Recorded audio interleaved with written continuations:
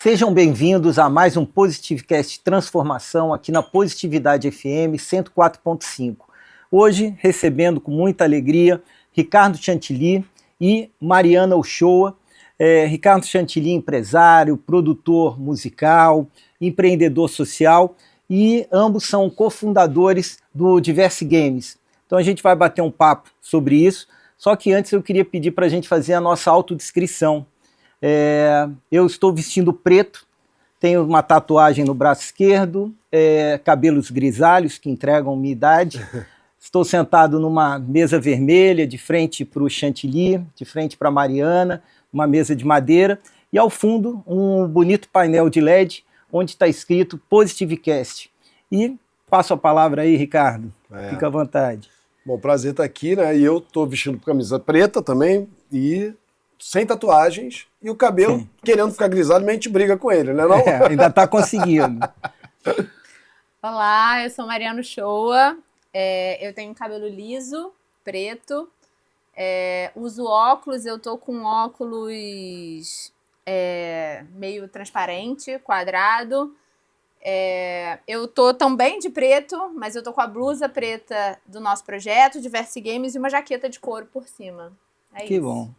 E Chantilly, finalmente você veio aqui, né? Meinha tá há meses, ó, o Chantilly vai vir, a Mari vai vir, e agradecer vocês estarem aqui. Cara, primeiro a gente que quer agradecer, né, Mari? Claro. Porque é um prazer estar aqui com você, o trabalho que você faz a gente acompanha, eu sou muito fã, a Mari é muito fã também, a gente, cara, tá honrado de estar aqui com você, porque é um projeto de verdade falando com a gente, então isso que é legal. E nessa rádio que é a minha casa, né? É a nossa casa. Então aqui eu tô literalmente em casa, literalmente, não é normal? Eu acho que, assim, a partir desse convite eu me lembro do dia que eu fui lá no projeto de vocês, num evento, e é isso, né? O quanto que a gente vê muita sinergia com o que a gente faz, assim, muita similaridade, embora a gente esteja atuando em campos diferentes, eu acho que estamos juntos nesse exercício de incluir corpos outros, né?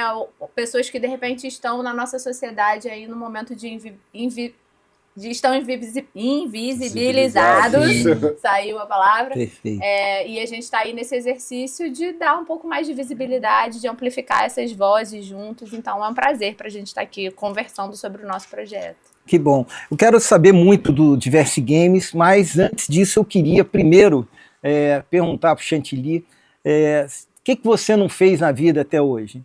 Empreendedor social, empresário, música, começando pela onda do surf. Me conta um pouquinho da tua história. Então, sempre fui um cara muito inquieto, né, vindo do Grajaú, e aos 15 anos montei uma confecção chamada Chantilly, por isso o apelido, virei juiz de campeonato de surf de bodyboard, e aí assinava Ricardo Novaes, aí não dava tempo de assinar nas papeletas, comecei a assinar Ricardo, entre aspas, Chantilly. E aí virei o Ricardo da Chantilly, porque ninguém sabia quem era o Ricardo Novaes. Chantilly virou nome, né? O meu apelido hoje é Ricardo, e aí depois eu fui para os Estados Unidos, fui para o Havaí, morei na Califórnia também, julgando campeonatos lá, voltei para o Brasil nos anos 90, e aquela crise pós-Collor, acabou que eu caí na Rádio Fluminense FM, de meio de paraquedas, montei um programa, o Body Club, junto com o Álvaro Gazé, o programa foi um mega sucesso, de lá acabou que eu entrei para a rádio, virei gerente comercial, gerente promocional, depois gerente comercial, depois diretor-geral da rádio, e lancei algumas bandas aí como Skank, próprio Rapa e outras bandas. Daí a rádio acaba, eu começo a fazer show internacional, começo a trazer os australianos. Mas como empresário, como é que foi? Não, eu comecei a trazer, porque né, com minha ligação com o surf, eu tinha ido para a Austrália também, antes da rádio acabar, e aquilo para quem não tem nada, metade é o dobro. Sim. Quando a rádio acabou, eu fiquei meio sem ter o que fazer, e aí o Sérgio Pita, que também é aqui da rádio, me chama para um papo e fala, cara, tem ideia. Se tiver ideia, eu tenho a estrutura, a gente monta. E eu tive a ideia de trazer o Spy vs Spy, em 1994. Sim.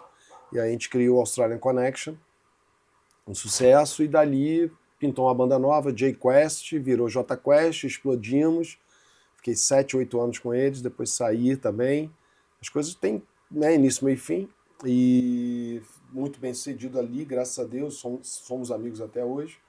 E aí, aí eu começo a trabalhar para marcas que eu já trabalhava, mas aí fiquei só nisso. Aí Coca-Cola, fiz muita coisa para Coca-Cola, estúdio Coca-Cola, muito projeto com a MTV, a rádio Coca-Cola FM, eu, o Álvaro e o Simon. E aí acaba aparecendo o Marcelo Falcão, a gente começa a empresariar o Rapa, ficamos alguns anos no Rapa, e quando chega ali no final do Rapa, a gente decide acabar com a banda, né? E eu falo, cara, eu quero dar um tempo de artista. E aí eu começo a estudar o mundo dos games. Isso já pulamos pro ano de 2017, mais ou menos. E aí eu vou a um campeonato de Dota 2 em Seattle, eu e o Simon, que era meu sócio, que hoje é empresário da Marisa Monte. E a gente vai para lá e fica lá naquele mundo do games, distribuindo 25 milhões de dólares em premiação, em dinheiro. E a gente vendo aquilo ali, tipo, a gente brinca que era um Matrix, né? Que era, tava acontecendo e ninguém tava vendo. E aí a gente tá ali, e eu volto pro Brasil, e uma das coincidências da vida, uma pessoa que eu conhecia me chama para um projeto social de música. Eu sempre tive ligação, eu tava pensando isso outro dia. Quando eu entrei no Rapa, eu resgatei a essência do Rapa, isso eu lembrei outro dia, tinha esquecido. E a gente, nessa volta do Rapa, quando eu entrei, assim, em 2011, 2013, não lembro agora o ano, uma das ações que eu fiz foi resgatar a parte social do Rapa. E aí a gente... E qual era a parte social? Era a parte social, porque o Rapa foi a primeira banda a doar parte da venda dos discos dele para ONGs, né, para instituições. Sim. E quando eu voltei, eles tinham abandonado meio isso. Quando eu voltei, eu falei, não, eu quero resgatar isso. E a gente apoiou o projeto Donana, lá em... Belfort Roxo. E a gente fez meio estilo que eles estavam totalmente quebrados, assim, sim, destruídos, a parte física deles, e aí a gente fez uma reforma estilo Luciano Huck. Uhum. A gente fez legal. A casa toda. Eu tinha esquecido disso, cara. A primeira vez que acho que eu tô falando com diversos clientes, falando disso. E a gente fez o projeto Donana e a gente dava uma parte do faturamento do Rapa por muitos anos para manter esse projeto. Que esse projeto é justamente do lado da casa do Lauro. Num lugar onde o Lauro saiu de lá, mas o lugar ainda estava muito... Bacana.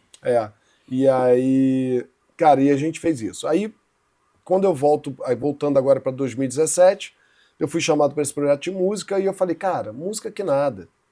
O negócio é games. E apresentei o projeto de games. Apresentei o que eu estava vendo de games para essa galera. E aí eles olham e veem que não tinha o negro, não estava inserido no mundo dos games. Sim. E aí a gente cria esse projeto, né, a Mari trabalhava lá. Foi quando vocês se conectaram? Foi quando a gente se conheceu. Então, eu sou psicóloga de formação, eu entrei na faculdade de psicologia ainda sem entender o que eu ia fazer na psicologia, mas entendendo que eu queria trabalhar com pessoas.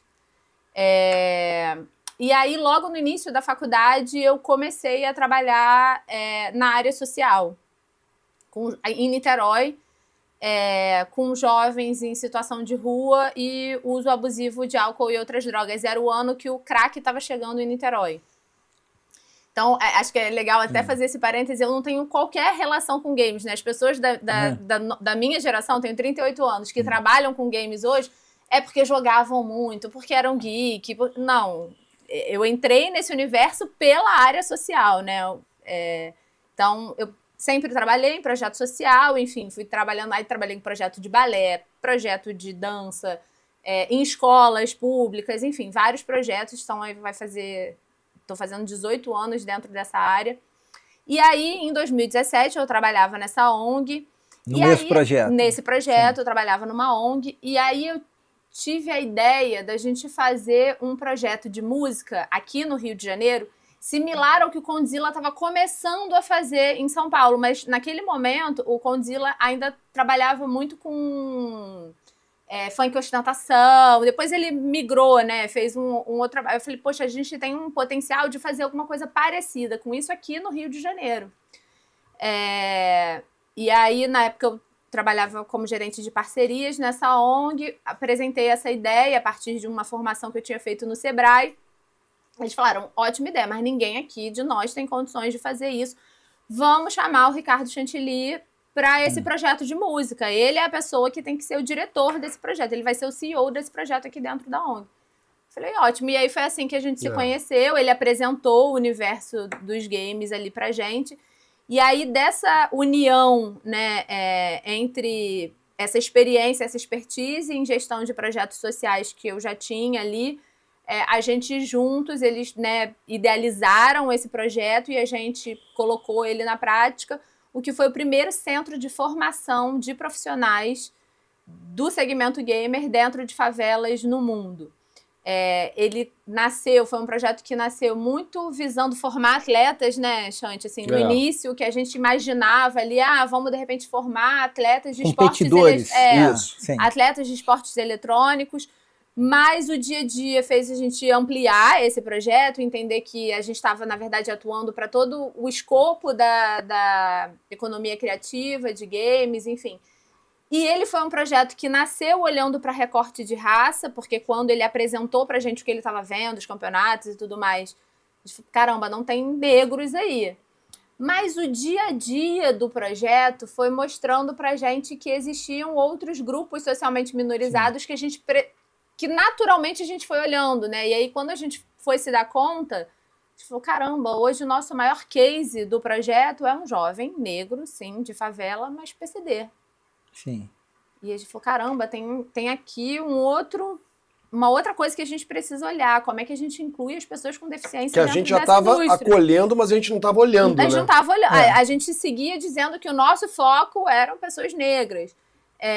Mas o projeto era amplo. Era aberto para todo mundo. Naturalmente, lógico, a gente viu que existia uma diversidade dentro de um projeto. Que podia ser maior do que vocês estavam sendo. Porque, por exemplo, logo de cara, o nosso projeto ele abriu com uma ação afirmativa. A gente não tinha nenhuma ação afirmativa de raça, obviamente, né? Nosso país, hoje, se você for numa favela, mais de 80% são pessoas negras, entre pretas e pardas, né? Por todo o nosso histórico aqui de escravidão e tudo mais. Mas a gente tinha duas ações afirmativas, que eram cotas, a gente tinha um número de vagas separadas para pessoas com deficiência e mulheres. De cara a gente botou isso. E era engraçado, porque até alguns jornalistas questionavam, sabe? Essa ação falou, mas por que precisa disso? A gente falou, é uma maneira de dizer assim, essas pessoas são bem-vindas aqui. Sim. A gente quer que elas estejam aqui.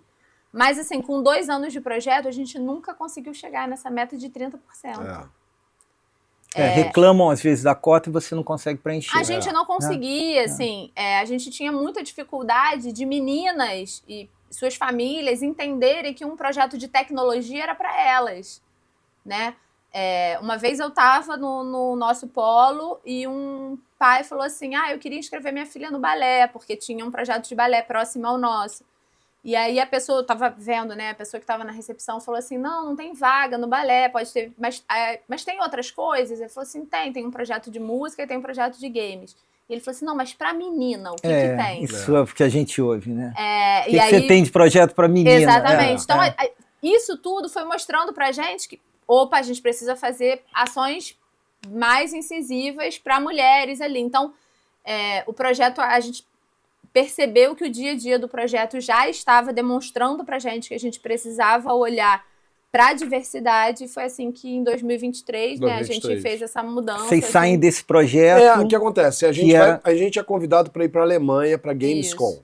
Só para quem está em casa, para ter ideia, são 250 mil pessoas por dia de feira. É a maior feira de games do mundo, que já existe há não sei quantos anos, sei lá, 10, 15 anos. 11 pavilhões. São 11 rios centros colados. Nossa.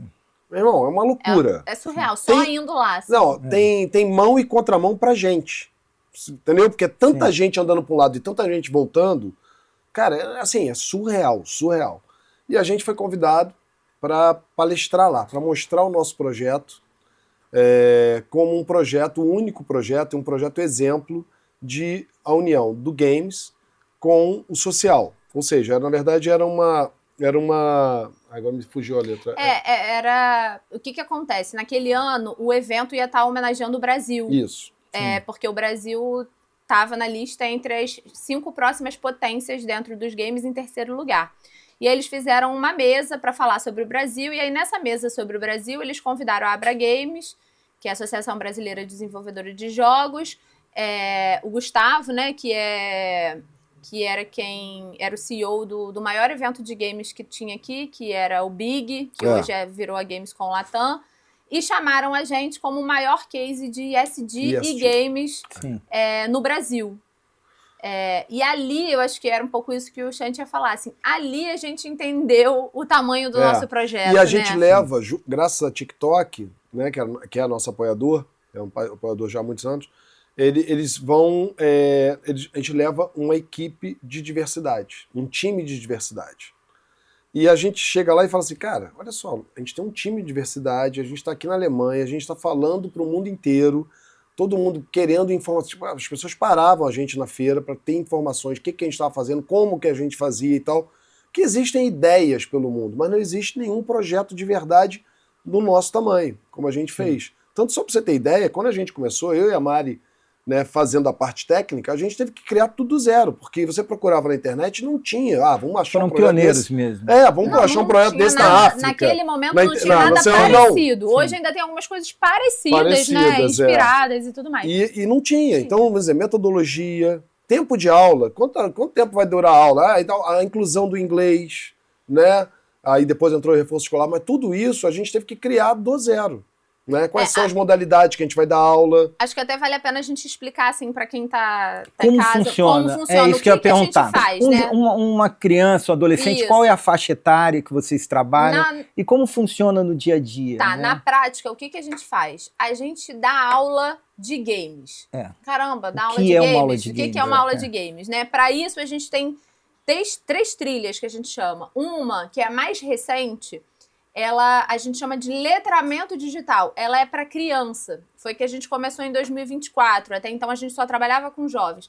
Então, crianças entre 8 e 14 anos que vão ter o seu primeiro contato com o ambiente digital, vão sentar numa cadeira gamer, ver um computador pela primeira vez, fazer um e-mail através dos jogos. Então, a gente está falando de jogos que são livres, Minecraft, Roblox, o Fortnite Lego, enfim. Jogos que não têm classificação etária. Então, a partir dessa experiência gamer, desse momento de entretenimento, que a criança entende como um momento de entretenimento, ela vai ser letrada digitalmente. Ela escolhe um jogo, são todos um game? Então, a gente tem alguns jogos e ele escolhe um deles. Ele escolhe uma modalidade. E aí, dentro da nossa metodologia, dessa de letramento digital, o aluno ou aluna escolhe o seu jogo e fica 3 horas com a gente 2 vezes na semana. Então, na verdade, são 6 horas semanais aproximadamente. Ele vai fazer a aula de games, vai fazer 1 hora de aula de inglês e 1 hora de acompanhamento pedagógico, que é o tradicional reforço escolar. É a hora ali que a gente vai alinhar um pouco mais a educação formal, né? Então, como a gente vai ter na mesma turma uma criança de 8 e uma criança de 12, talvez, então a gente vai botar eles mais ou menos, né, equalizados de educação formal. E é o que faz, eu brinco com todo mundo, é o que faz a mãe e o pai quererem que essa criança esteja no nosso projeto, né? Então a gente usa o game como uma ferramenta de educação. Isso é uma trilha. A gente usa o game como uma cenourinha pro garoto chegar ali, o garoto que ele quer. Garota, que ele quer. Ele quer, mas aí, os pais... Em contrapartida, a gente dá cidadania, a gente dá inglês, a gente dá reforço escolar, a gente dá o lanche, a gente dá o uniforme. Então a gente fala isso muitas vezes, que é o seguinte, tudo no nosso projeto tem que ser do melhor. A cadeira gamer, melhor do mundo. O ar-condicionado, melhor. O computador, melhor. O professor tá lá, não é voluntário, nada contra os voluntários, mas não é voluntário. Ele recebe para estar lá, para trabalhar e para se dedicar. Se ele começar a faltar, ele vai ser mandado embora. Entendeu? Então, um projeto profissional que está ao lado de uma favela ou dentro de uma favela, mas ele poderia estar no Leblon, ele poderia estar em Genópolis, a estrutura de primeira. Exatamente. E assim, vocês foram pioneiros, né, em relação a verificar que o game pode ser um vetor de inclusão social. Total. Tá óbvio que vocês já conseguiram isso. Mas vocês lidaram com algum estereótipo ainda? Pô, o game... No começo. No começo, acho que mudou. Mas a gente ainda ouve isso muito, não dentro da indústria ou do segmento gamer, enfim, dentro da área de projetos sociais. Eu acho que, eventualmente, com alguns patrocinadores, porque o que acontece? O uso abusivo de telas, ele é um problema da classe A. Não, ele é um problema que eu tenho com meu filho, é um problema que o Chantilly vai ter com o filho dele. Então, eventualmente, quando a gente vai sentar com o diretor de marketing, ele tá desesperado, porque o filho dele não sai do Fortnite e não tá querendo estudar. Sim. Então, com essas pessoas, às vezes, elas ficam assim, poxa, mas game e tal. Então, a gente ainda tem essas questões. Ainda tem agora a confusão de game com bet. É. Ainda tem hoje Não agora. brinca. Muita gente. Com o marco legal dos games, o pessoal das bets, né? Existe ainda essa questão. Ah, mas então vocês trabalham com jogos eletrônicos? Então a gente ainda tem um pouco isso como questão. Mas uma coisa que a gente sempre fala é que isso foi até uma fala do Chantilly que eu uso bastante, assim, enquanto nós, de classe A, classe B, estamos precisando fazer um detox digital, a gente precisa realmente pensar o nosso uso abusivo de telas. Nós estamos lidando no nosso projeto com pessoas que são desnutridas digitalmente, que têm pouco ou nenhum acesso. Então, o game é muito mais uma possibilidade de ascensão econômica e social, de mudar de vida, de inclusão, de educação, do que um problema. Os games podem ser um problema? Podem como uso abusivo de qualquer outra coisa, né? Se você fizer muito alguma coisa que te impossibilita outras relações sociais, isso é um problema. Mas o nosso jovem está na frente de um computador 6 horas por semana. E ao contrário, está sendo orientado. Exatamente. Então, isso também é um outro ponto. Agora a gente vai estar evoluindo e a gente vai começar agora a dar educação financeira. Putz, importantíssimo. Educação financeira para esse jovem. Então, você já começa a atacar um problema da família dele para prevenir, e da família que já existe, que é o uso abusivo, né, do pessoal jogando em bet. E apostando salário, e ficando pobre, e hipotecando o barraco que tem, às vezes. Perdendo o salário do mês. É isso que acontece hoje na realidade. É o grande problema hoje do Brasil da classe C, D e E, que é a bet. E a gente já começa a trabalhar isso também, entendeu? Então é um espectro muito grande. Agora, se você botar uma aula de educação financeira, não vai ninguém. Não vai ninguém. Se você botar uma aula de tecnologia, não vai ninguém. Agora, tu bota uma aula de games, você consegue inserir tudo isso para esse jovem e para a família dele. Esse é o grande segredo do projeto. É você dar o que o garoto quer, o que ele deseja, ao mesmo tempo você está colocando as coisas importantes para a formação desse jovem. Porque senão, ele vai ficar o dia todo na rua, vendo YouTube, TikTok, Instagram, WhatsApp, e aquilo ali, é aquilo. Porque a realidade é essa, porque no celular ele tem acesso a isso tudo. E você falou do celular, justamente isso, além do projeto ser belíssimo que vocês fazem, a importância que a gente percebe também no nosso projeto é aquela criança adolescente que nunca sentou num computador. Ele não sabe, ele chega ali, ele fica perdido, até em relação ao uso do teclado, ele não entende. A inclusão digital passou muito, óbvio, passa pelo celular, mas tem essa importância também. A gente teve a gente foi impactado na época da pandemia, né, que a gente teve que parar o projeto, óbvio, e a gente parou por um ano, né, 2021, né? 2021. A gente parou em 2020. 2020, desculpa, voltamos em 2021. Então, em 2020 nós tivemos que parar, óbvio, né? E a gente volta em 2021. E em 2020 eu ouvi, Mário viu também, muitas vezes algumas pessoas, né, do lado de cá, da realidade, né, falando assim, mas por que vocês não fazem EAD? A gente olhava, ria, porque simplesmente as pessoas não têm computador em casa. Então, não tem conexão. Não tem conexão, não velocidade, tem então, que eu imagino que vocês precisam. Sim, então é exatamente isso. Então, a realidade dos nossos filhos da classe A, B, até C, né, o C mais ali, é completamente diferente da classe D e E. Entendeu? Completamente diferente. A gente fala de um garoto que não é só o bem material que ele não tem em casa, como computador, cadeira, internet e tal. Ele não tem. Quando ele chega a 16 anos, 17, ele tem que trabalhar para ajudar em casa. E aí a gente tem uma evasão muito grande. Então são coisas que a gente, do lado de cá, a gente não pensa nisso. Entendeu? Óbvio, porque não é a nossa realidade. Entendeu? Então é uma coisa que a gente trabalha já agora, desde 2019, né, fazendo agora 6 anos, estão trabalhando para mudar essa realidade. E nesse meio tempo todo, a gente agora é surpreendido por uma IA que muda tudo de novo de cabeça para baixo. Né? É muito doido, né? Que é louco. E em relação a empresas, apoio, imagino que é uma luta, né? Embora vocês já estejam, né, consolidados, mas assim, quem são as empresas que acreditaram no Diverse Games, que acreditam no trabalho que vocês fazem? A gente tem várias empresas, ainda são poucas, mas são várias. A gente tem hoje atuando com a gente a Enel, que é o nosso parceiro já há alguns anos. Realmente a Enel faz um trabalho muito próximo da gente e tem um resultado muito legal, tá? A gente já tem hoje uma parceria com a Enel, onde a gente chega em novembro, no final do ano, a gente, algumas vezes, os nossos alunos, nossos atletas, nossos embaixadores, assumem a rede social da Enel para comunicar coisas para a população inteira, entendeu? Então a Enel é um grande parceiro. A gente tem hoje Águas do Rio, que está voltando, que foi nosso parceiro ano passado e que agora está voltando, se Deus quiser, para dar continuidade ao processo todo, ao projeto todo. A gente tem o TikTok, como eu já falei, que é um parceiro já de muitos anos. E a gente tem o governo do estado do Rio de Janeiro, que foi nosso parceiro 00001. E o que é legal é que não é partidário, porque a gente passou já por vários governadores. 3 ou 4. 3 ou 4.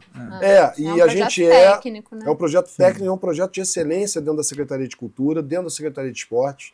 A gente tem portas abertas dentro dessas duas secretarias, porque eles vão lá e olham assim, olha, esse projeto é de verdade mesmo, né? Então, é bacana. A gente tem uma parceria com a Prefeitura do Rio, ocasionalmente, e agora com a Prefeitura de Niterói, que está se tornando um grande parceiro nosso. Então, indo para Niterói também. Isso, acho que vale dizer que tudo isso acontece por conta das estratégias de fomento, né? Então, o governo do estado atua, é patrocinador do projeto através das leis de incentivo, lei estadual de incentivo ao esporte, lei estadual de incentivo à cultura.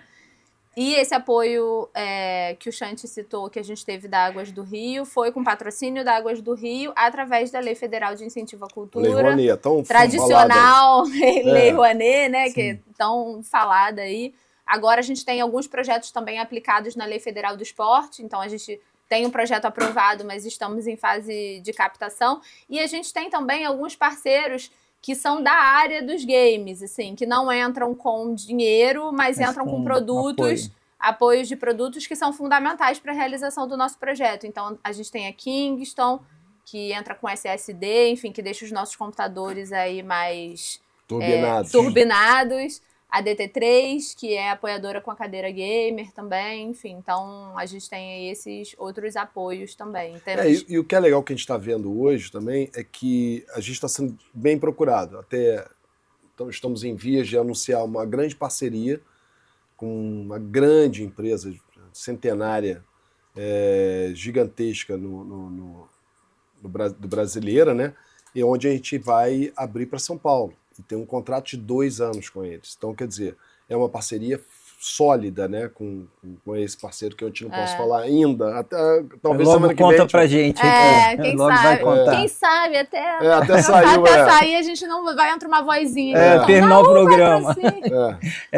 Então, assim, hoje vocês no Rio de Janeiro, vocês estão aonde? Vocês estão indo para Niterói, né? A gente já está em Niterói. Já está em Niterói. Em frente ao Caramujo, ali na comunidade do Caramujo, ali indo para a antiga, aquela estrada de Saquarema ali, a antiga, né? Então ali é Amaral Peixoto, ali no finalzinho de Niterói. Ali tem uma comunidade, uma favela chamada... Uma comunidade, não é uma favela ali, é uma comunidade chamada Caramujo, que era uma comunidade muito... E isso é legal até falar, até não é por causa da gente, mas era uma comunidade que era muito perigosa, muito violenta. E ela, com tantos investimentos de projetos sociais, ela se tornou hoje uma referência no município como um espaço que melhorou. Sim. Olha que legal. Então, uma área que melhorou na área de violência e tudo. Acho que também muito em função da Prefeitura de Niterói, que é nosso parceiro lá de colaboração. Então, inclusive, lá, o nosso espaço, em geral, a gente funciona alugando espaço, né, ou um espaço cedido por alguém. E lá a gente funciona num equipamento público, um equipamento da Prefeitura, um núcleo executivo da área social. Então, eles têm outros projetos sociais que funcionam ali e tem o nosso projeto ali dentro. E a gente está em Benfica também. Tá, que é o primeiro que foi no Rio de Janeiro. Que é no Rio de Janeiro. Que é no Rio de Janeiro, que é ali na sede do RU, que é o canal de esportes, que é o nosso amigo. Sim. Onde a gente tem ali aquela comunidade ali é Tuiuti, né? Tuiuti, isso. A gente atende Tuiuti, a Mangueira ali perto, mais ali São Cristóvão, toda aquela Benfica. Um pouco do Jacaré também. Então a gente atende a toda aquela molecada dali. É um projeto que está dando um resultado muito legal, né? As crianças são apaixonadas pelo projeto, é muito bacana. E a gente agora está abrindo São Paulo, né? A gente vai só oficializar agora semana que vem assinar o contrato e fazer o anúncio. Abrindo São Paulo, e o que é legal, Marquinhos, que a gente gosta de desafios, né? A gente não... Quando você entra num projeto de verdade e se larga a tua vida para fazer um projeto de verdade, você tem que aumentar o sarrafo, né? Você pulou 2 metros, tem que pular 2,20 metros, né? E a gente, para São Paulo, a gente entendeu que... A gente até visitou algumas favelas lá, mas que o grande problema não estava dentro das favelas como está no Rio de Janeiro, né? E a gente viu que o grande problema social ali de São Paulo é a Cracolândia. Sim. Então a gente está abrindo a nossa unidade no centro no de São Paulo. centro da cidade, da antiga, onde era a Cracolândia. prédio. Até anteontem era a Cracolândia. No prédio que inclusive deixou de ser ocupado por uma empresa exatamente por conta da Cracolândia. Que às vezes até simbólico, né? Os profissionais não conseguiam entrar e sair. Quando tinha problema lá, né, tinha coisa, eles não conseguiam entrar e sair, mesmo com segurança e tudo, então tinha que ficar lá, às vezes passar uma noite dentro do prédio. E esse lugar, que é simbólico, esse lugar a gente agora está, se Deus quiser, para o segundo semestre, assumindo. Legal. E montando um projeto para aquela molecada toda, para os filhos das pessoas que moram ali, né, que são os porteiros, são as pessoas... Em São Paulo, o que a gente identificou, até conversando com a nossa rede, as pessoas... Né, é isso, a gente vai entrar num território novo, somos cariocas chegando em São Paulo, então a gente precisa fazer rede, conhecer o território... Conversamos com o governo do estado também, com a Secretaria de Cultura, o que faria sentido o nosso projeto chegar ali atuando, a gente identificou que era o centro, e ali também é uma região de muita ocupação. Então a gente imagina que não só a gente vai atuar com pessoas em situação de rua e uso abusivo de drogas, mas também com moradores do centro, famílias que são dessa região de ocupação. Então, muito provavelmente vai ser a primeira vez que o nosso polo vai funcionar com horário noturno também, não até super tarde, mas talvez não dê para fechar às 6, tenha que fechar às 8, a gente ter uma turma ali para essa galera que está saindo do trabalho e vai poder fazer aula no nosso espaço, enfim. Então, a gente vai ali junto com o território, com as nossas parcerias locais, entender o que a gente vai mudar um pouco do nosso escopo. Mas o nosso principal desafio em São Paulo é atuar com pessoas em situação de rua, com jovens de ocupação, pessoas que estão fazendo uso abusivo de drogas ou estão em situação de risco social, né? Ou seja, próximos a, de repente, fazer um uso abusivo. Enfim, o que é aquilo, né, Marquinhos? Você tem um problema social, um problema real, que é a ocupação dos prédios que estão abandonados, né? Que é um grande problema. Em São Paulo eles estão ocupando mesmo. Mesmo. Então são vários prédios e prédios estão ocupados. Então o poder público está atacando o problema, né? Só que é o seguinte, você está criando um problema para o futuro se você não capacitar os filhos desses invasores. Os filhos dos caras que estão invadindo aquela área. E aquele garoto provavelmente não está na escola. Ociosos, não tem. Provavelmente ele não deve estar na escola, porque ele está ali, às vezes é temporário, às vezes vai ficar ali 6 meses, vai ficar 8 meses, vai ficar muda toda hora, porque o pessoal toma o prédio de volta. E quem está capacitando, quem está olhando para essa molecada? Então esse que é a nossa visão, entendeu? É óbvio que a gente não vai resolver os problemas do mundo, né? Longe, nem temos essa pretensão, mas a gente pode dar um olhar, até porque hoje, quando a gente começou, a gente tinha um sonho de querer virar política pública, porque usaram o games como ferramenta de transformação, que ninguém estava olhando isso, nenhum governo, nem municipal, nem estadual, nem federal. A gente hoje já é uma referência no Brasil e fora do Brasil, em vários lugares, como um projeto que é capaz, e isso dá retorno, isso dá resultado, né? A mudança de vida desses moleques é muito rápida, em 1, 2 anos. E é mesmo, assim, é surreal. E a gente agora também está atacando esse problema, a gente, de uma maneira diferente, a gente quer também que o governo olhe e fale assim, cara, olha só, ao invés só da gente, né, fazer o que tem que fazer lá, brigar, tirar, fazer isso, aquilo que é a cabeça do não governo. Resolve, né? Então, na cabeça deles estão resolvendo, mas e o futuro? O que eles estão trabalhando? O que eles estão plantando de coisa boa para o futuro? Que são os filhos dessas pessoas, desses adultos, que estão ali o dia inteiro ociosos. Então essa que é a nossa missão ali em São Paulo, e a gente realmente está muito feliz assim, de poder abrir esse leque, abrir essa... E tem mais coisa, tem um estúdio que a gente vai montar. Isso, a ideia dentro desse projeto de 2 anos é não só a gente abrir o polo de São Paulo, mas a gente potencializar o que a gente faz aqui no Rio.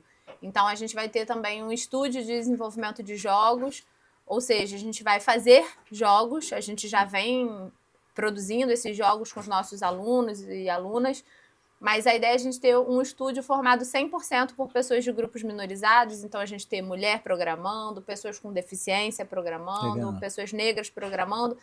E vocês só vão fazer jogos educativos de temática de diversidade? Não, a gente vai fazer isso também. Lógico. Mas a gente vai fazer jogos de entretenimento. O que o mercado, que a gente entender que o mercado tem de demanda, mas jogos que são produzidos por essas pessoas e que naturalmente trarão outras narrativas para os jogos. E também dentro desse projeto a gente vai ter um laboratório de criação de conteúdo gamer, usando também o nosso polo de Benfica, por ele ter ali uma parceria no canal Ru. Então a gente vai formar criadores de conteúdo, né? Que tem toda uma cadeia da economia criativa dentro dessa galera gamer, né? Tem o jogador, mas tem o caster, que é o narrador, tem o analista, tem o creator, tem o repórter que está ali cobrindo um jogo. Então, a gente vai formar esses profissionais que estão dentro dessa economia e não são necessariamente atletas. Sim. Né? E para completar o que a Mari falou, a gente também vai implementar o EAD, que o pessoal falou para a gente em 2020. A gente vai implementar o EAD, só que é um EAD diferente. Ele vai ser nós vamos disponibilizar todos os nossos cursos online, mas principalmente com foco em ONGs do Brasil inteiro.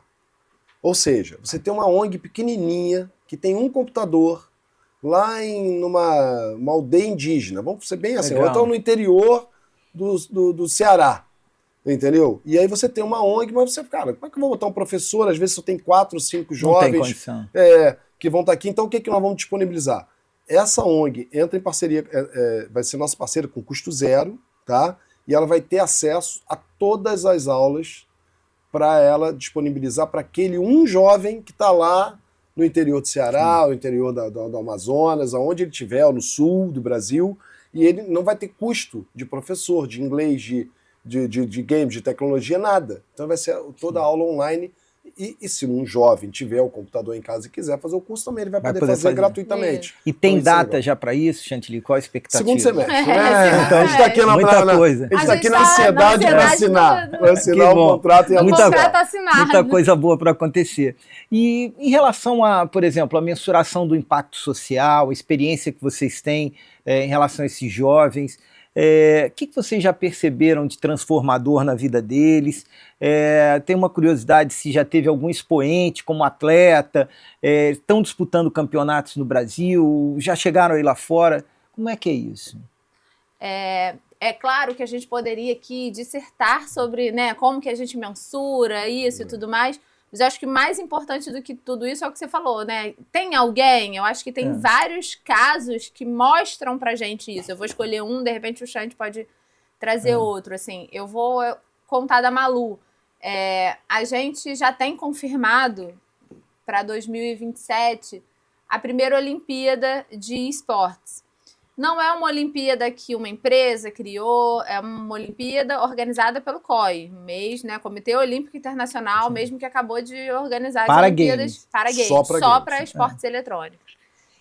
E aí abriu-se uma possibilidade dentro do mercado de competições para formar um ciclo olímpico, né? Quem é que vai disputar essas Olimpíadas? Então o Brasil vai precisar ter atletas.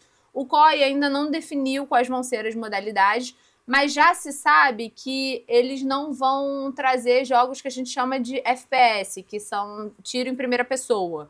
Porque a ideia é que tenham jogos que respeitem o espírito olímpico. Similares ao que são Olimpíadas ou não? Exatamente. Então, muito provavelmente, vão ser jogos que ou são simuladores de jogos tradicionais ou jogos emulados, ou seja, que é o que a gente conhece como o eFootball, o basquete, que você joga num joystick, mas você está emulando um jogo real, né? E aí a gente começou a ver, por conta de um parceiro nosso, que é a Player One, que existe talvez uma possibilidade de jogos que a gente não tem brasileiros jogando. A gente não conhece tantos brasileiros, talvez, jogando beisebol, quanto mais e-beisebol. Beisebol eletrônico, né? E-tênis, skate digital. E aí, por conta disso, a gente começou a treinar alguns dos nossos alunos, alunas, professores nessas modalidades, porque a gente entendeu que a possibilidade de um jovem nosso furar a bolha num jogo desse é muito maior do que num jogo que já tem um cenário de esportes consolidado, como CS, Valorant. Mas você já tem esses games no Diverse Games? Então, aí a gente começou a treinar essas pessoas. Treinamos especificamente, apareceu a oportunidade do skate. A do Confederação skate Brasileira e do beisebol, né? Mas a Confederação de Skate, pode falar. A Confederação Brasileira de Skate, com essa parceria com a Player One, a gente treinou alguns dos nossos jovens para jogar skate. É mais ou menos isso. Fazer as manobras todas e tal. E aí nós tivemos uma garota que se destacou, que é a Malu, e ela passou por toda a peneira e ela se classificou para a final aqui da América Latina, não foi isso? Isso, ela se classificou para estar no Mundial, o Mundial de Skate, que foi o mesmo Mundial que foi Raíssa, enfim, tinha...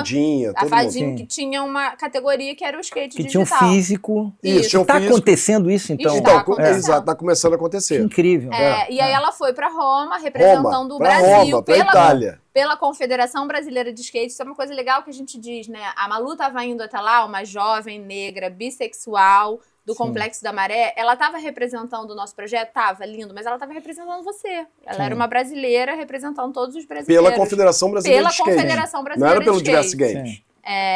Mas graças... Não, sim, mas ela não tá vestindo a camisa nossa, ela tá vestindo a camisa da Confederação muito maior. Né? É tudo muito grande. É como se fosse chamado para estar a seleção brasileira, jogando pela seleção brasileira. É incrível, e você pinçou ela na comunidade da favela e agora deu uma oportunidade que ela não veio melhor. Ela foi até o Mundial, se classificou até o Mundial. E ela foi campeã mundial. Ela foi campeã mundial, ganhou a medalha, ganhou um prêmio em dinheiro e tá classificada, né, praticamente. Então, assim que o COI confirmar que vai ter o skate nas Olimpíadas, muito provavelmente ela está classificada porque ela vai ser uma atleta brasileira na Olimpíada, ou seja, ela se torna uma atleta olímpica, uma garota de 19 anos, né? Que com todos os problemas de uma garota de 19 anos de uma favela, ela vai dar um salto na vida dela e vai virar uma atleta olímpica.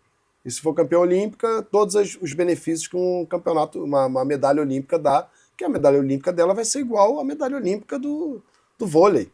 E eu acho que é um ciclo que vai se criando, né? Muito provavelmente o que a gente já tem de Bolsa Atleta para esportes tradicionais, a gente vai começar a ter maior investimento para esportes eletrônicos e o nosso projeto foi pioneiro nisso. Então, acho que a hora que o Brasil começar a entender, caramba, precisamos nos estruturar para isso, o nosso projeto, sem dúvida, hoje é uma referência nesse sentido, né? Assim como nos esportes tradicionais, o judô, né? Os grandes atletas de judô vieram de projetos sociais. A gente entende que o nosso projeto é uma referência nesse sentido. Assim, são pessoas que estão transformando as suas vidas, a gente está aqui falando de transformação, né? Transformando suas vidas, transformando a vida das suas famílias por conta desse projeto. A Malu mesmo é uma pessoa que entrou no nosso projeto morando no Complexo da Maré. Eu sigo falando, uma jovem da Maré, mas hoje ela não mora mais na favela. Né? Ela financiou uma casa junto com a mãe dela, então ela, a mãe e o irmão pagando ali a prestação do seu apartamento financiado fora da favela. Então é uma jovem que mudou, transformou a sua vida e a sua família rápido, através dos esportes eletrônicos, através dos games. Uma menina que entrou no nosso projeto em 2022, se te mostrar o vídeo dela em 2022 fazendo entrevista para entrar, é emocionante, assim, é outra pessoa, né? E tem, além desse exemplo da Malu, a gente tem o Renanzinho também, que é um outro exemplo maravilhoso. Renanzinho, dezembro de 2021, a gente tem o vídeo, o Nubzinho, que é o apelido dele. Ele é de Vigário Geral. Idade, mais ou menos. Naquela época tinha até 16, 17? Não, ele já era maior de idade, acho que ele já tinha 18, 19. Ele deve estar com uns 21 agora. E ele entra pro projeto, mente pra mãe e pro pai, porque ele é um garoto PCD, uma pessoa com deficiência. E aí andava de bicicleta emprestada do amigo que levava ele na garupa e tal, e ele falava que era um curso de tecnologia, de informática. Um curso de informática. Para a mãe e o pai liberarem. E aí ele se destaca no Fortnite, né? Ele começa lá, fala com a Mari, fala, o dia que vocês tiverem um time de Fortnite, eu vou arrebentar, eu vou ser campeão, vou ser o primeiro campeão desse projeto e tal. E aí o que acontece? Chega no final do ano, a gente premiava os melhores alunos, a gente faz uma formatura todo final de ano, uma coisa muito bacana, emocionante ali e tal, recebe o diploma do que ele participa, da parte tecnológica que ele participa, ou de programação, ou de jogar, né? E também do inglês. Então é uma coisa muito legal. E aí vai a família, vai todo mundo, é bem bacana. E aí nessa, a gente fez em segredo, a gente anuncia que ele foi o aluno, o destaque, né? E queria fazer parte no ano seguinte do nosso time de Fortnite, queria ter um salário mínimo como bolsa. Pô. O que acontece? Esse moleque sobe em dezembro de 2021, dizendo, faz um discurso dele, que a gente não pediu para ele fazer isso, mas um discurso dele dizendo que ele se sentia invisível para a sociedade e que ali que ele estava vencendo na vida. Corta para hoje.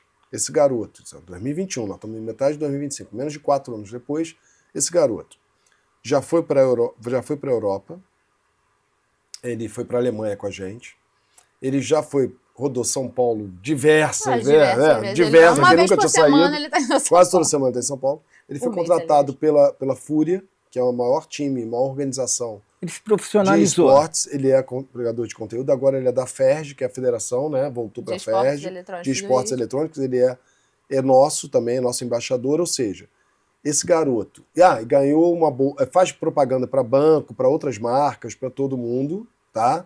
Virou um super comunicador. Ele é um cara completamente desinibido hoje, aquele garoto retraído e tal. Hoje é um garoto comunicador, tem personagem, tem tudo, é uma coisa assim maravilhosa. E agora ele ganhou, final do ano passado, ele ganhou uma bolsa de estudo de 4 anos, 100% para fazer marketing. Pô. Ou seja, a faculdade dele está garantida de graça por causa do games. Pela oportunidade que o Diverse Games criou. E também saiu da favela de Vigário Geral e hoje mora no Meier. Né? Alugado ou comprado, eu não sei. Alugaram um apartamento, né? Porque hoje Vigário Geral sempre teve problemas, agora está muito pior, né? Essa guerra que está lá. E ele saiu de lá, ele com a família, ou seja, você mudou a vida da família por causa de um jogo. É muito doido. Pô, parabéns. Cara, em 3 anos e meio, 4 anos, nem 4 anos, o cara, quer dizer, já vem mudando desde então, e você vê 3 anos depois, 3 anos e meio depois, a vida do cara completamente mudada. Hoje ele é um cara com autoconfiança, um cara que vai numa feira fica parado e vem gente tirar foto com ele. Entendeu? Tem tarde de encontro com o Noobzinho. Gente, é louco. Ele é uma referência no mercado hoje, em 3 anos e pouco. E você vê como é que mudou a vida dessa família toda, né? Como impactou aquilo ali tudo, né? E quantos outros jovens que são pessoas com deficiência que achavam a mesma coisa que ele, que eram invisíveis na sociedade, que hoje já veem que podem mudar de vida, que podem, né, alcançar. E eu acho que tem uma coisa legal também, que a gente sempre fica nesses big cases, né, que são os casos, mas tem quem tá ali no dia a dia, que tem a sua vida transformada por esse projeto, que passa a estar mais desinibido, que passa a falar melhor, que melhora na escola. Eu tenho um caso antigo, que foi de um aluno que a gente tinha muita expectativa de que ele fosse super se desenvolver como atleta. E num dado momento do projeto ele saiu, evadiu. E aí a gente sempre entra em contato, né? Quando a pessoa, não conseguiu um trabalho de carteira assinada numa fábrica.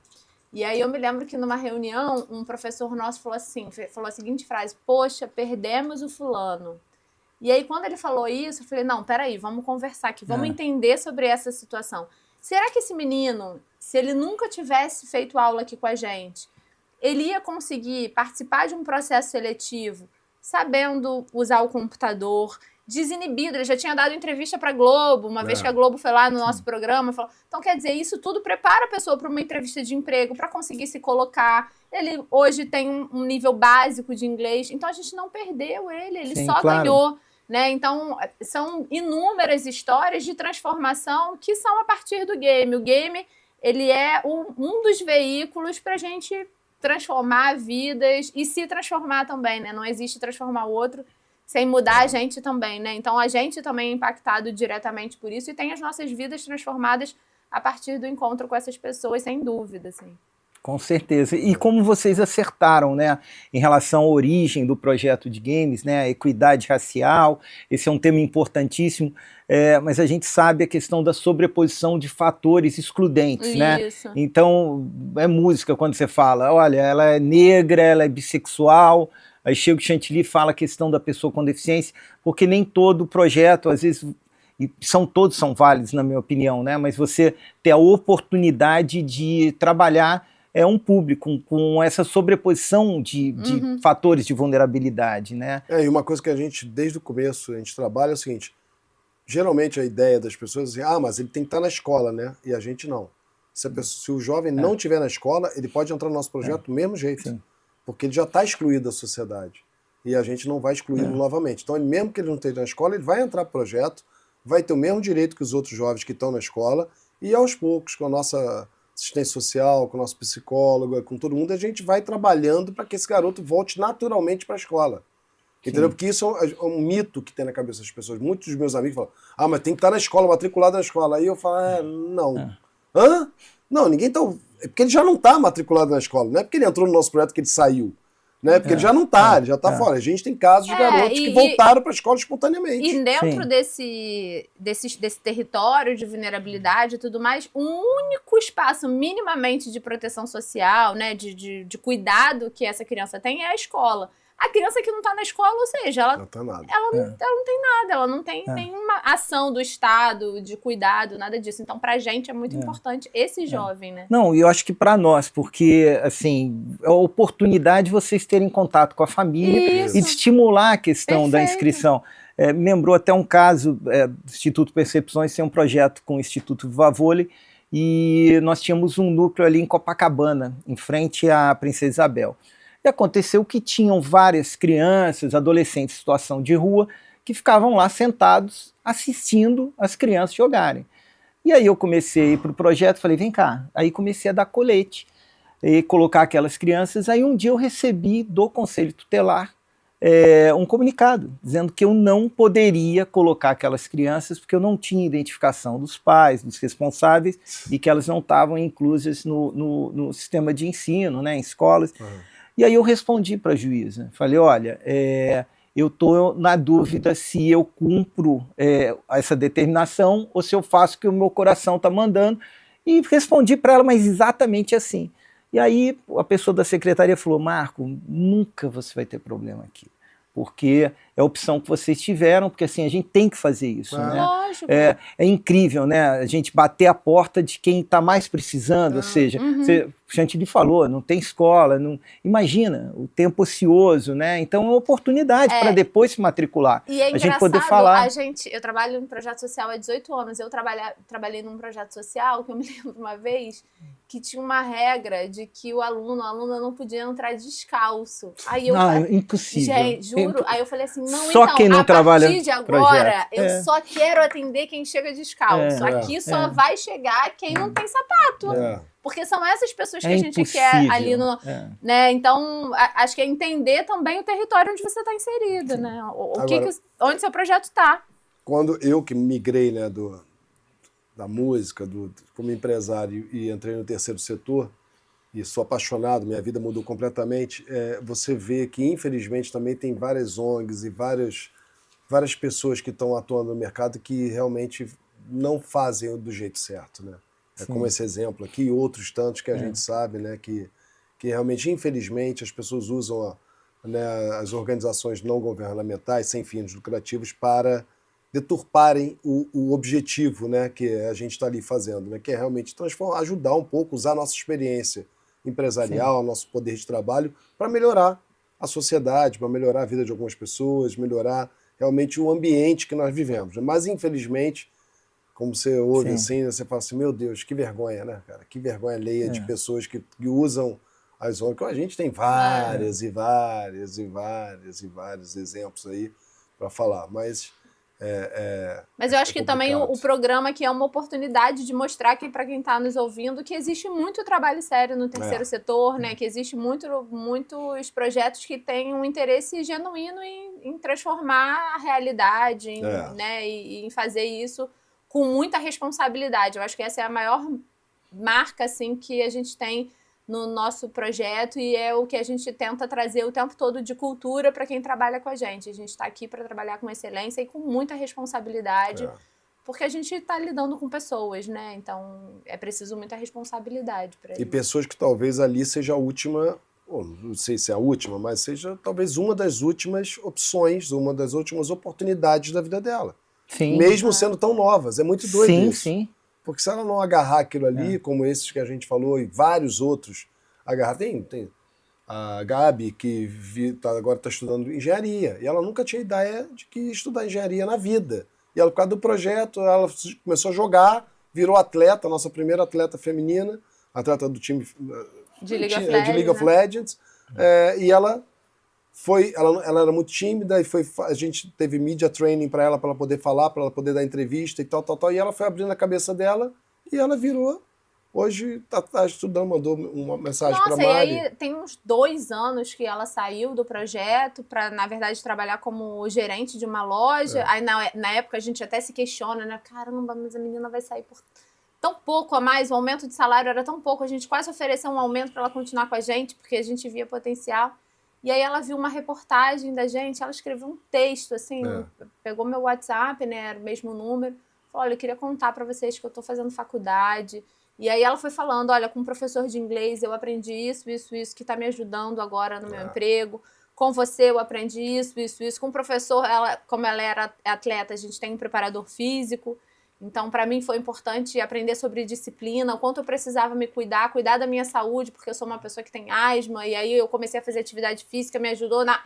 Ela foi falando assim, a gente falou, gente, e era um projeto de game, a gente estava achando aqui que estava ensinando ela a jogar League of Legends. E abrimos o mundo para ela. Porque muda a realidade completamente. A gente teve também uma garota que trabalhou com a gente, que fazia jogos, que criava jogos, né? Essa é ótima. Né? E ela foi fazer uma palestra na Rio 2C comigo. Né?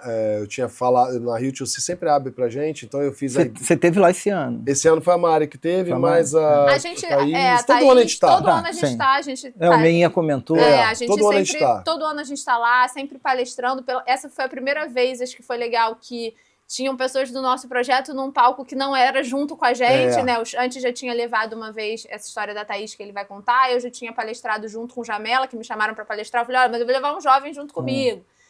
E essa foi a primeira vez que foi a Thaís, a nossa psicóloga, estava ali representando o projeto. Sozinha no palco. Sozinha no palco, representando, falando ali. A Malu também, que é essa atleta de skate, foi lá como atleta, né? Campeã mundial. E uma coisa muito legal que o evento sempre faz, assim, e alguns eventos aqui no Rio de Janeiro também de esportes eletrônicos, eles sempre dão ingressos, disponibilizam ingressos para os nossos alunos. Então, esse ano a gente tinha 30 alunos do nosso projeto ali assistindo, participando, vivendo a indústria que eles estão se capacitando para atuar, né? Então, isso é muito legal. A gente vive o evento assim com os alunos, se eu não me engano, desde 2022, né? Que foi quando o evento voltou a ser presencial. Então, pra gente, assim, é um orgulho muito grande a gente estar ali não só palestrando, participando, mas os nossos alunos e alunas estarem ali vivendo esse evento, né? Que é muito importante. E aí a Thaís, eu estava com ela, fazendo essa palestra, conversando e tal, e aí eu falei, olha, a partir de agora eu vou deixar a Thaís falar, porque ela, ao invés de eu ficar falando sobre o projeto, eu vou deixar o projeto falar. Sim. E aí ela fala uma frase, assim, né, que me impactou muito, que ela falou, olha, o projeto mudou tanto a minha vida que ela ganhou uma Game Jam com a gente e ganhou R$5.000. Game Jam O Game Jam é uma competição entre os alunos que a gente estava para criar um jogo. É uma maratona de desenvolvimento de jogos. Você dá um desafio e aí normalmente as Game Jams... Vamos criar um games para positividade. Sobre positividade, vocês têm 48 horas para fazer esse jogo. A gente fez a gente passa todo o briefing da Positividade FM, né, como se fosse uma marca, e aí... o grupo que conseguir fazer o melhor pitch, o melhor discurso, a ideia de uma coisa, e cria um game, cria um jogo sobre a rádio positividade, assim, hipoteticamente. E aí ela ganhou R$5.000. E aí ela chega em casa, né? E ela fala pro pai dela que ela tinha ganho R$5.000. E o pai abre o olho. Filho, onde é que você ganhou esse dinheiro? Como é que você ganhou esse dinheiro, filho? Pelo amor de Deus. Ela falou, não, pai, ganhei isso num jogo. E não foi no jogo do bicho. Né? E aí, nessa época não tinha bet. Só eu desatualizado seria bet. E aí ela fala assim, na visão dela e da família dela, do entorno dela, ela, uma jovem negra, moradora de favela, né, o objetivo dela de vida seria ter uma carteira assinada trabalhando no shopping. E hoje não, hoje ela se considerava uma programadora, uma criadora de jogos antirracistas, Incrível. Ela estava inserida na indústria e ela era uma profissional disso. E segue inserida, E ela segue até atuando. hoje, exatamente, atuando. Ou seja, essa garota mudou a vida completamente. Você vai vendo que quando a gente fala de mudança de vida de pessoas, não é só da pessoa, é de todo o entorno dela. Você muda, às vezes, o pai, a mãe, o irmão, o sobrinho, o outro. É a promoção de todos. Exatamente. Então, realmente o impacto é muito maior do que a gente pensa, assim. E é muito bom, né, cara? Antes eu brinco que eu fazia show para 20 mil pessoas. Eu não, né? Mas eu produzia show para 20 mil pessoas com os artistas que eu trabalhava. E hoje eu produzo a mudança junto com a Mari, junto com toda a nossa equipe também, que é uma equipe muito grande, a gente produz a mudança de vida nas pessoas. E é muito mais prazeroso você chegar em casa e ver o resultado. É incrível, né? Porque, assim, quem veio da iniciativa privada, né? Como você passou, né? E hoje, assim, eu estou muito encantado aqui porque a gente já trouxe várias pessoas que desenvolvem projetos, que representam o terceiro setor, mas hoje vocês vão diretamente no que eu acredito, aí minha parte também da área social, há 22 anos, né? Porque quando eu fui para a área social, eu saí como diretor da Folha de São Paulo, diretor do Jornal do Brasil, e aí o que acontece? Na época eu imaginei que assim, o terceiro setor, sem desmerecer, ele não precisava ser estruturado apenas com iniciativas assistencialistas, né? Que ele poderia, na época eu brincava comigo mesmo, falava assim, pô, espera aí, tinha o diretor da Folha de São Paulo, eu vou agora fazer esse cara trabalhar na área social. Só que às vezes eu acho que o maior obstáculo para um projeto social e para o terceiro setor é o ar-condicionado, né? Aquele cara que fica no ar-condicionado sentado numa cadeira. E é incrível, porque outros dirigentes de instituições chegariam aqui e falariam em números, olha, eu captei X milhões, eu formei... E vocês falam da pessoa, né? Isso é incrível, como você fala do Renan, como você fala dela, e é incrível porque, assim, a gente tem que conhecer o projeto, né? A gente tem que ter amor, mas a gente tem que ter a mão no projeto, senão não funciona, né? E como vocês efetivamente estão extremamente ligados e conhecem, né? E essa é a transformação, né? O Chantilly falando, pô, 20 mil pessoas, beleza, foi maravilhoso, né? Mas, pô, se você toca um grupinho ali, você traz para você a transformação, né? Também. Não, cada exemplo, assim.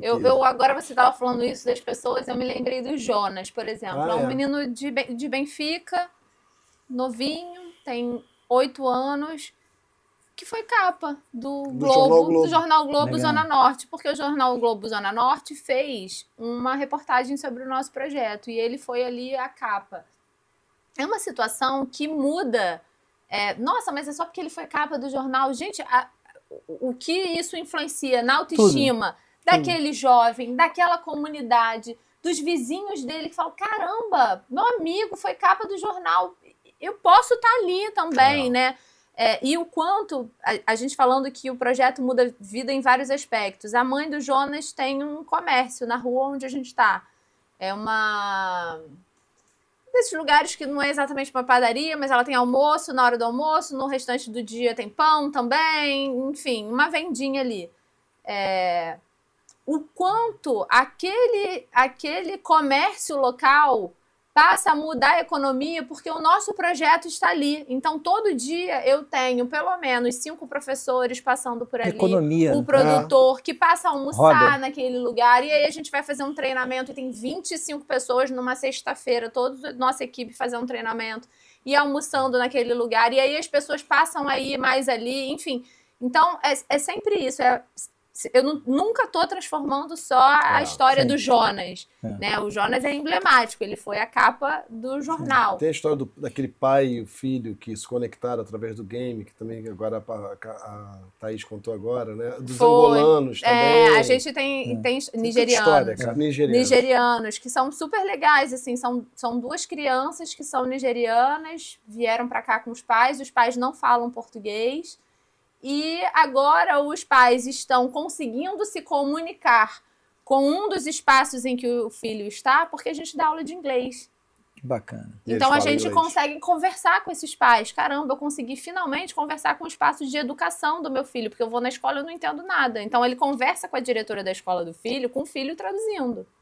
E no nosso projeto ele consegue ir até ali, perguntar, e como é que tá, e como que ele tá evoluindo, e o que eu posso fazer para melhorar o meu filho na escola. Então, é também um espaço de acolhimento dessa família, né? Enfim, pode ficar aqui contando um garoto que tem histórias. na nossa formatura do ano passado, lá no Caramujo. Aí eu conversei com uma mãe por acaso, que ela me pediu para acelerar, porque o filho tinha que ir para uma outra formatura de jiu-jitsu. Eu falei, e aí, tá sendo bom? Ela, tá sendo bom? Meu filho nunca tirou, só tirava 2, 3 na escola. E por causa do projeto de vocês, meu filho hoje tira 8, 9. É o comprometimento, se desenvolve na criança. Ele tem TDAH. Tem TDAH, e aí ele conseguiu focar. E aí, cara, em um ano, quer dizer, no começo do ano, que não é nem um ano fechado, porque foi do começo do ano. Foi de março a dezembro. De março a dezembro, esse garoto passou de notas 2, 3, 4 na escola normal, na escola, escola pública, para 8, 9. Então esse garoto... Como impactou do outro lado, né? Cara, olha isso. Isso por causa de um projeto de games. É muito doido, cara. A mãe com um sorriso daqui, aqui, eu até pegar filmei assim, e ela assim, cara, isso aqui mudou a vida do meu filho. Completamente. E muda a vida da família. É aquilo que a gente volta. Porque a mãe estava lá feliz da vida. É muita coisa. Ó, Chantilly, Mariana, eu ficaria aqui, sinceramente. A gente também, porque a gente fala muito. Ó, o Igor, já vi o Igor trocando bateria da câmera e ficaria aqui por muito tempo. Como eu falei, eu estou encantado pelo projeto de vocês, eu já acompanho Diverse Games, Chantilly eu estou para conhecer pessoalmente, estou sempre nas redes sociais e ouvindo Meinha. Meinha sempre falando de você de forma generosa e falando da seriedade do projeto, do impacto. Na verdade, eu digo o seguinte, toda empresa deveria estar apoiando vocês, entendeu? Isso aí, avisando para a galera das empresas que nós temos leis de incentivo. Exatamente. O cara nem tira do bolso, pô. Tem que apoiar. E assim, Chantilly, como entra em contato com vocês? Quem estiver assistindo, quiser apoiar de alguma maneira, quiser participar, como entra em contato com vocês? Mais fácil do mundo. Diverse Games. Mostra a camisa aí, Mari. Diverse Games. Diversidade nos games. Diverse Games. No Instagram, no Facebook, no diversegames.com.br, em qualquer lugar. Só mandar uma mensagem com a gente que a gente chega até você. E que os jovens também procurem, né? Também, lá também os pais possam indicar. O nosso contato principalmente o Instagram, é muito principalmente forte. No Instagram, que a pessoa vai... Ali, link da bio, vai ter tanto o nosso WhatsApp para quem quer se inscrever, quanto para quem quer apoiar, enfim, entrar em contato com a gente. A gente responde imediatamente. E queria que vocês deixassem uma mensagem aí para o ouvinte, quem assistiu até agora o nosso podcast, uma mensagem depois de um programa tão bonito aí que vocês fizeram. Bom, quero primeiro deixar, antes da mensagem, um convite para, se você se interessou, gostou do que a gente falou aqui, para conhecer um pouco mais, procurar a gente nas nossas redes, ver quem são qual é a carinha dessas pessoas que a gente está falando, Malu, Nubizinho, Jonas. Então, deixo esse convite para que vocês conheçam essas pessoas, conheçam o nosso projeto mais de perto. E principalmente, poxa, me inspirei, o que eu posso fazer? Não sou uma empresa, não posso apoiar um projeto agora.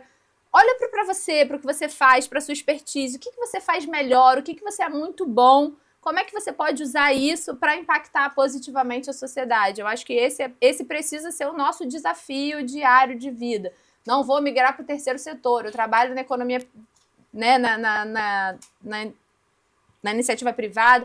Enfim, mas o que você pode fazer para mudar o seu entorno? Eu acho que esse precisa ser um exercício diário de todo mundo. Eu acho que a minha mensagem é essa. E a minha é que muita gente me pergunta, como é que eu posso ajudar? Cara, pode ajudar da maneira mais fácil possível. A gente está no mundo das redes sociais. Segue a gente nas redes sociais e amplifica o que a gente faz, se você achar legal. Amplifica, reposta, mostra para outras pessoas que naturalmente vai chegar no ouvido de um diretor de marketing de uma empresa que vai apoiar a gente. Perfeito. Isso acontece muito. Boca a boca funciona demais. Demais. E o boca a boca é a rede social hoje em dia, exatamente, né? Hoje a rede social é o boca a boca para todo mundo, né? Então é isso. Se você não tem tempo, não tem isso, é só você seguir o Diverse Games. E às vezes repostar, mostrar as coisas que você achar legal, falar, olha que coisa, eu faço muito isso. Eu vejo, outro dia eu tô seguindo uma mulher que é cientista, uma brasileira que é cientista que descobriu uma caneta, negócio de câncer. Eu repostei ela, foi me agradecer. Eu falei, pô, obrigado. E curte para gerar engajamento. Tem gente que exatamente, só dá o coraçãozinho exatamente, lá. Curtir, repostar, o que você achar legal do nosso coisa. E se você tiver um amigo, diretor de marketing, ótimo. Fala para ele, enche o saco dele, porque ele conheceu o Diverso Game. Manda sim. Ó, muito sucesso para vocês e eu já queria deixar, em nome da Positividade, um convite para vocês voltarem aqui.